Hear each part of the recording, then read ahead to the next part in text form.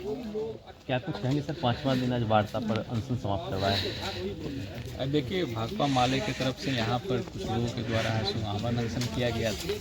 उनकी बहुत सारी डिमांड भी है, बहुत सारे डेवलपमेंट वर्क है, बहुत सारे जो यहाँ पदाधिकारी सही ढंग से काम नहीं कर रहे हैं उनके बारे में उनके ग्रीवियंसेस हैं। हम लोगों ने उनका लिया है, उनका 30 सूत्री मांग है। उसके अलावा भी उसके एडिशनल में भी विस्तृत तरीके से इनके दिया गया है। हम लोग एक एक करके सब पर डिस्कशन यहाँ पे किए हैं और जाके फिर वो कंसर्न डिपार्टमेंट से हम लोग बात करके कोशिश करेंगे कि जितना जल्द से जल्द हो उस पर कार्रवाई हो। यदि कहीं की लापरवाही पाई जाती है तो उस पर कार्रवाई की जाएगी। कहीं जो डेवलपमेंट की जो मांग है, जहाँ पानी की कमी है, जहाँ पर पानी अभी तक नहीं पहुँचा है या बिजली के लेकर पोल वगैरह नहीं लगे हुए हैं, हम लोग कोशिश करेंगे जितना जल्द से जल्द हो उस पर संपर्क डिपार्टमेंट से बात करके उसको है सो बनवा दिया है। क्या लगता है अन्य डिपार्टमेंट के जो आला अधिकारी हैं कहीं कहीं नहीं सुनते हैं, तब तो इन लोगों को विवश होकर के अनशन पर बैठना पड़ा। अब बहुत सारी बातें हैं उसमें कि कभी बहुत सारे डिपार्टमेंटल भी कुछ होते हैं। जब हम लोग एक एक करके बात करेंगे डिपार्टमेंट से, फिर पता चलेगा कि आखिर किस कारण से उन लोगों के द्वारा कार्य नहीं किया गया है। यदि किन्हीं की लापरवाही परिलक्षित होती है तो हम लोग जिला पदाधिकारी महोदय से अनुरोध करके उन पर कार्रवाई करवाएंगे। धन्यवाद। आश्वासन दिया गया।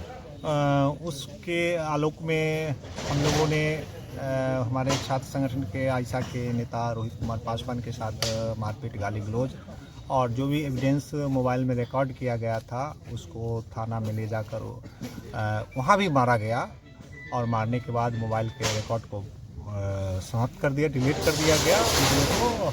तो हम लोग को जब जानकारी हुई तो हम लोगों ने एसएचओ के गुंडागर्दी के खिलाफ वहाँ पे धरना पे बैठ गए और तत्कालीन उस वीडियो जो थे वो आए और हम लोग को कहे कि चलिए वार्ता करवाते हैं। कल इनकी बस की बात नहीं है वार्ता करना, हम डीएसपी साहब से बात करेंगे और तमाम जो समस्याएं डीएसपी साहब को देंगे। तो 4 घंटा धरना के बाद डीएसपी साहब आए थाना पर और हम लोग से सकारात्मक पहल बातचीत किए और कहा कि आप आवेदन दीजिए, जो दोषी है उनके विरुद्ध हम कार्रवाई करेंगे। और जो मामला दर्ज किए हैं उन पर पहले से ही मर्डर का चार्जेस है और एक और उनका भाई है, उन पर शराब तस्करी के मामले में जेल जा चुके हैं। तो उजियारपुर थाना के अंदर में थाना के जो न्याय के पक्ष में लोग हैं उनको प्रताड़ित किया जाता है। जो शराब माफिया हैं, गुंडा माफिया लोग हैं, उनके बदौलत थाना चलाया जाता है और थाना के परिसर के बाहर दलाली का आलम है कि आप जब आवेदन लिखाने से लेकर मामला को दर्ज कराने और गिरफ्तारी तक आपको पैसा देना पड़ता है। मालती का एक कांड है जिसमें प्रताड़ित होकर महिला ने जहर खा लिया।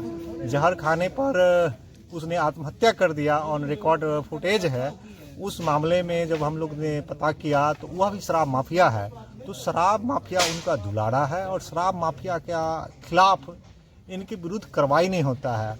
और कैसा बिहार के मुख्यमंत्री नीतीश कुमार और मोदी की डबल इंजन की सरकार, सुशासन की सरकार कहते हैं, ये सुशासन की सरकार नहीं है, ये कमीशन खोरों की सरकार है, ये दलालों की सरकार है और दलाली का पैसा नीचे से लेकर ऊपर तक पहुंचता है। जब किसके खिलाफ में किसी भी बड़ी पदाधिकारी आप आवेदन दीजिए तो उस पर कार्रवाई कुछ नहीं होता है।